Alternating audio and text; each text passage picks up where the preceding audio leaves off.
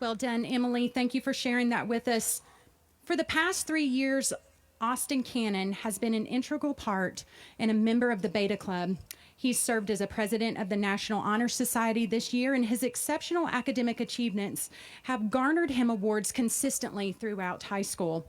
However, Austin's talents extend beyond the classroom. He's actively contributed to the chapel worship team, showcasing his commitment to both academic excellence and his desire to use musical abilities to lead others in the way of the Lord. Austin isn't just an achiever. He's an overachiever. And throughout his high school journey, he has been meticulously planning for this moment, aspiring to attain the honor of valedictorian. With unwavering determination, he has pursued this goal relentlessly, and tonight we witness the fruit of his hard work and dedication. Austin was named among the top 36,000 students to receive the PSAT NMSQT Merit Scholarship Commendation and received the College Board National Rural and Small Town Recognition Program Award. In addition to these honors, Austin is noted as an honor graduate. He's definitely on the principal's list, and he was named as the star student and is recognized as a recipient of the Bible Distinction Award.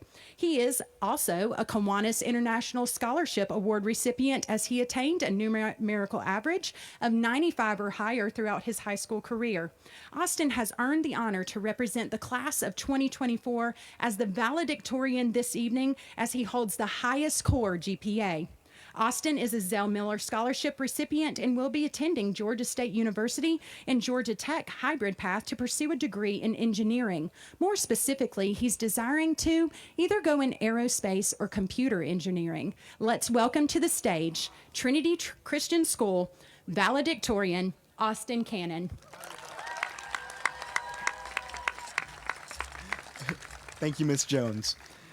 Good evening, Trinity families, faculty, concerned parents, and bored siblings, quite possibly, but most importantly, the graduating class of 2024.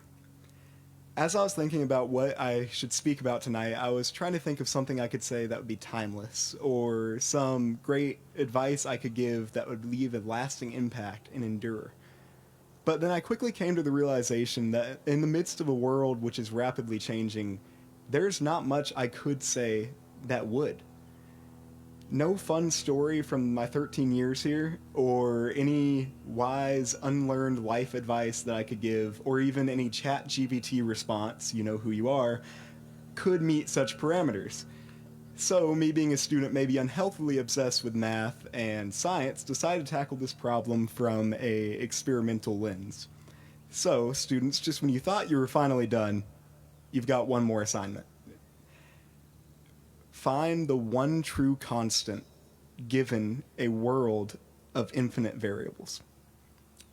As humans, we are constrained to the laws of this physical planet, just as a character in a book is restrained to its pages. We're held subject to gravity, just as we're held subject to the law of time. And whether you've sat through Mr. Stell's lectures on space-time relativity or not, I think we can all understand to an extent that time is relevant to your position. If so, what you'll note that it's important about that is you have to look at something outside of time for you to really gauge your position within the system. Otherwise, you're just trying to figure out where you are based off of a hypothetical guess.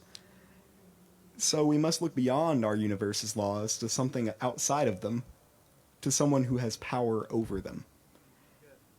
It's in the same way that we often find ourselves getting this misunderstanding about reality and truth, because it's the same way we're subject to time, we're subject to relativity in our perspectives. There's millions of perspectives, billions in this world, 110 of which will be walking across the stage tonight.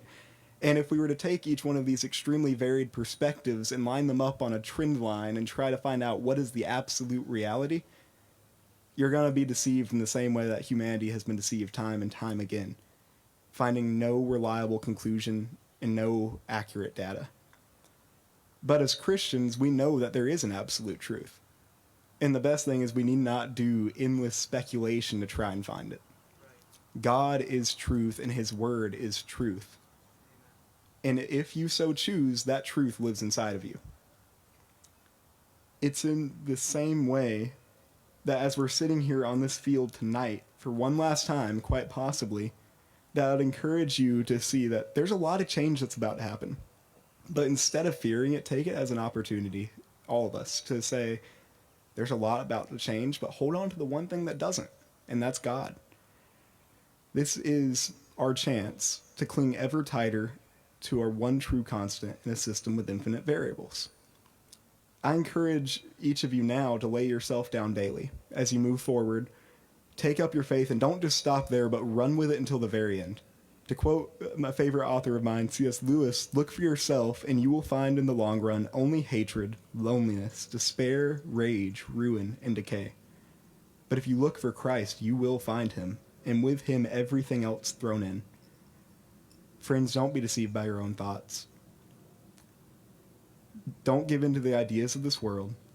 If you do so, you're surrendering yourself once more to bonds that have already been cut free by Christ. As born-again believers, you're not meant to submit to these false conceptions of this world, but rather hang on to the one true absolute, the unchanging constant.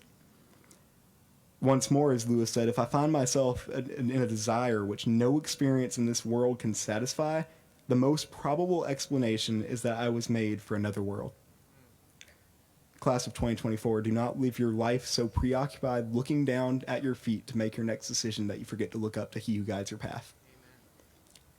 Let our God, the exclusive and ultimate constant, be the standard by which you measure your life and your decisions. To model this, I don't think there's any better way to close this last chapter of our time here at high school than to close in the same way that Jesus closed his chapter here on this planet. And that is the final commission, the Great Commission that he gave. Students, for the past 180 days, we have been saturated in these halls with prayer, faith, and lessons and teachings from the Bible. Therefore, class of 2024, let us go and make disciples wherever we may go, baptizing them in the name of the Father, the Son, the Holy Spirit, teaching them to obey everything that he has commanded us, and remembering always that he is with us until the end of the age. Thank you.